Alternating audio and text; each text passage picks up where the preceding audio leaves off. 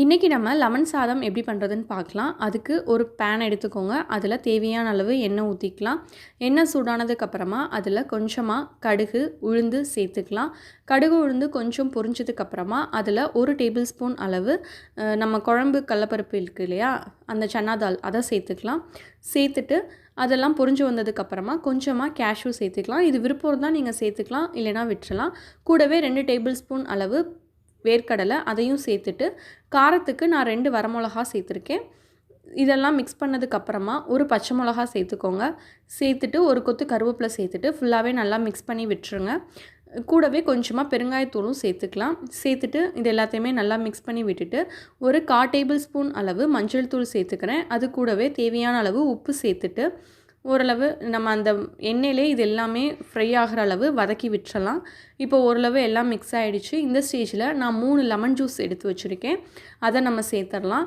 சேர்த்துட்டு ரொம்ப மீடியம் ஃப்ளேமில் 2 நிமிஷம் நீங்கள் கொதிக்க விட்டால் போதும்.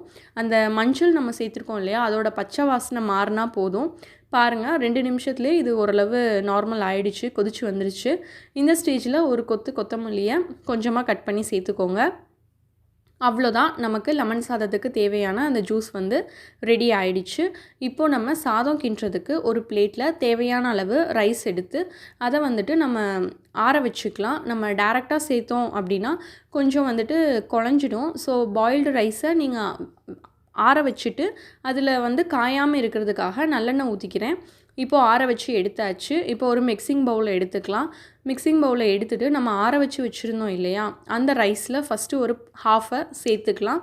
சேர்த்துட்டு நம்ம அந்த லெமன் ஜூஸ் மிக்சர் இருக்குது இல்லையா, அதையும் இதில் சேர்த்துட்டு இது ஃபுல்லாத்தையும் நல்லா மிக்ஸ் பண்ணி விட்டுருங்க.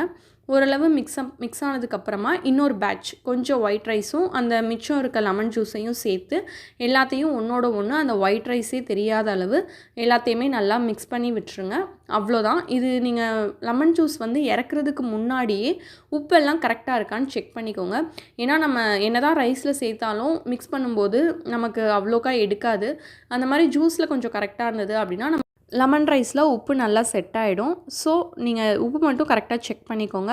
அவ்வளோதான், சூப்பரான லெமன் ரைஸ் ரெடி ஆகிடுச்சு. இதே மாதிரி பண்ணி பார்த்துட்டு எப்படி இருந்ததுன்னு நீங்களும் கமெண்ட் பண்ணுங்கள்.